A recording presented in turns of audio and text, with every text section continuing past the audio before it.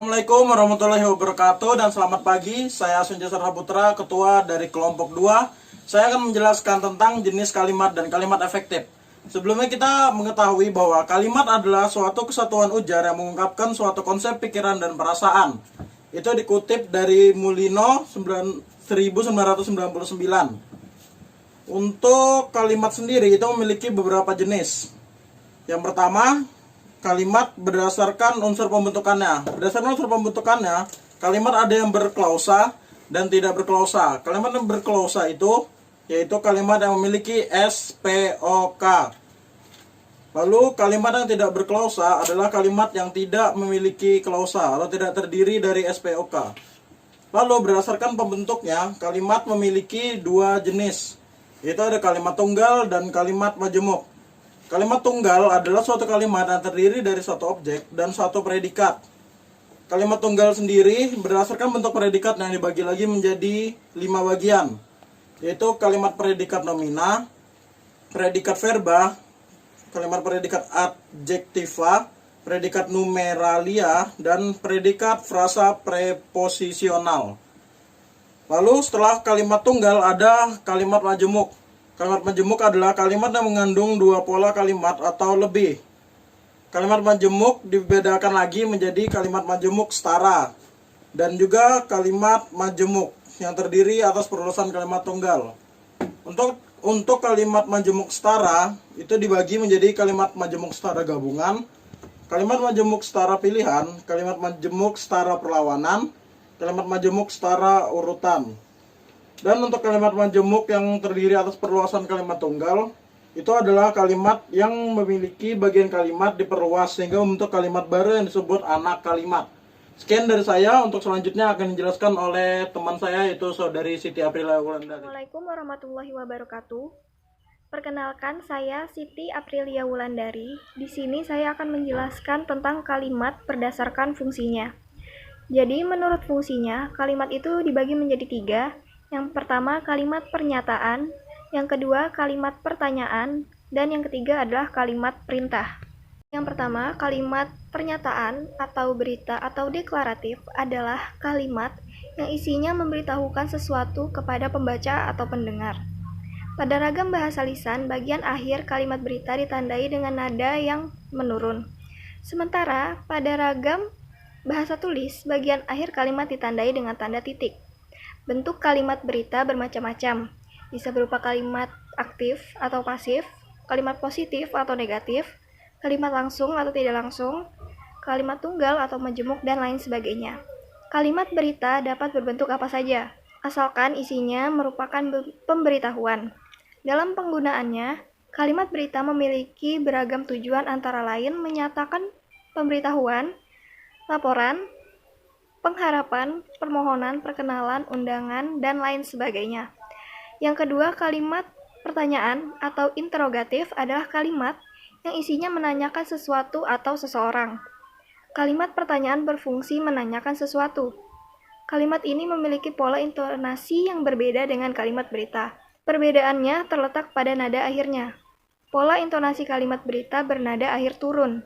Pertanyaan atau kalimat tanya dapat berbentuk dengan berbagai cara. Caranya adalah dengan menggunakan kata tanya seperti apa, siapa, di mana, kemana, dari mana, berapa, bagaimana, dan mengapa. Yang terakhir adalah kalimat perintah. Kalimat perintah atau kalimat imperatif adalah kalimat yang maknanya memberikan perintah atau melakukan sesuatu.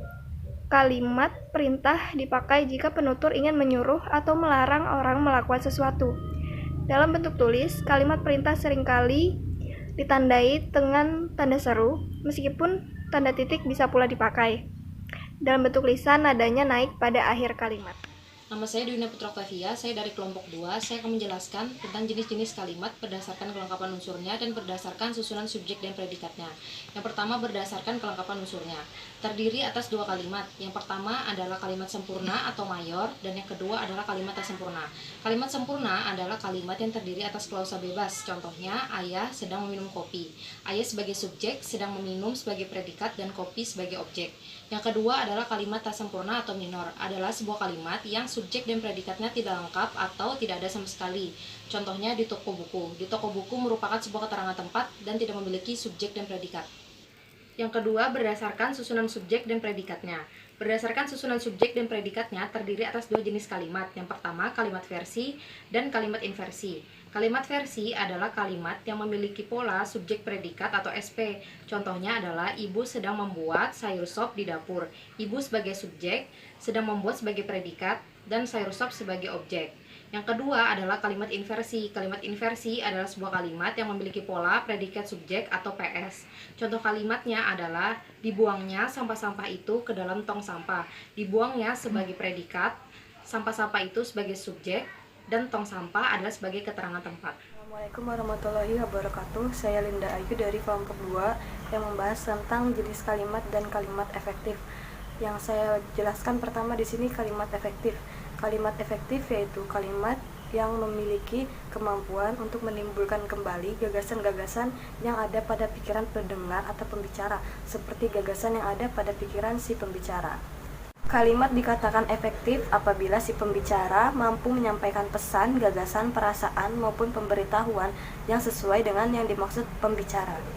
Menurut Arifin, tahun 1987 mengungkapkan bahwa kalimat efektif yaitu kalimat yang jelas, sesuai kaidah, ringkas, dan mudah dibaca. Saya akan menjelaskan syarat-syarat kalimat efektif. Ada beberapa syarat kalimat efektif, yaitu yang pertama, satu, gagasan. Kalimat efektif harus memiliki subjek dan predikat sebagai salah satu syarat kalimat. Subjek dan predikat tersebut harus saling mendukung serta membentuk kesatuan tunggal. Yang kedua, ada kesepadanan. Kesepadanan adalah keseimbangan antara pikiran atau gagasan dan struktur bahasa yang dipakai. Yang ketiga adalah ketegasan atau penekanan, ialah suatu perlakuan penonjolan terhadap ide pokok dari kalimat. Selanjutnya yang keempat adalah kehematan. Kehematan dalam kalimat efektif maksudnya adalah hemat dalam mempergunakan kata, frasa, atau bentuk lain yang dianggap tidak perlu, tetapi tidak menyalahi kaidah tata bahasa. Hal ini dikarenakan penggunaan kata yang berlebih akan mengaburkan maksud kalimat. 5. Ada keparalelan. Keparalelan atau kesejajaran adalah kesamaan bentuk kata atau imbuhan yang digunakan dalam kalimat itu. Jika pertama menggunakan verba, bentuk kedua juga menggunakan verba. Yang keenam ada kecermatan. Kecermatan di sini maksudnya tidak menimbulkan tafsiran ganda dan tepat dalam pilihan kata. Yang ketujuh ada kepaduan. Di sini maksudnya adalah kepaduan pernyataan dalam kalimat itu sehingga informasi yang disampaikannya tidak terpecah-pecah. Yang kedelapan ada kelogisan, yaitu ide kalimat dapat dengan mudah dipahami dan penulisannya sesuai dengan ejaan yang berlaku. Selanjutnya saya akan memberikan beberapa contoh kalimat efektif dan kalimat tidak efektif. Yang pertama itu kalimat efektif. Untuk wanita perlu berhati-hati jika melewati lorong. Yang kedua, seluruh siswa dikenakan peraturan yang sama. Yang ketiga, karena tidak mempunyai uang, kami kelaparan. Yang keempat, penelitian ini akan memberikan banyak manfaat untuk warga. Kelima, tugas kami adalah membawa Anda pulang. Seperti penjelasan saya di awal tadi, kalimat efektif kan yaitu kalimat yang pesan si pembicara itu sampai ke si pendengar. Nah, seperti itu tadilah contohnya. Terus untuk contoh kalimat tidak efektif, yang pertama, peringatan Hari Kemerdekaan Republik Indonesia ke-50 dilaksanakan di lapangan utama sekolah pada hari Minggu. Yang kedua, ketika ayah meninggalkan tempat pemakaman, hanya kulihat punggungnya yang setengah membungkuk. Yang ketiga, pembuangan tempat sampah di mana-mana dilakukan untuk menjaga kebersihan lingkungan sekolah. Untuk contoh kalimat tidak efektif yang kedua tadi, sepertinya banyak pendengar tidak mengerti pesan yang disampaikan oleh si pembicara. Seperti itulah contoh kalimat tidak efektif.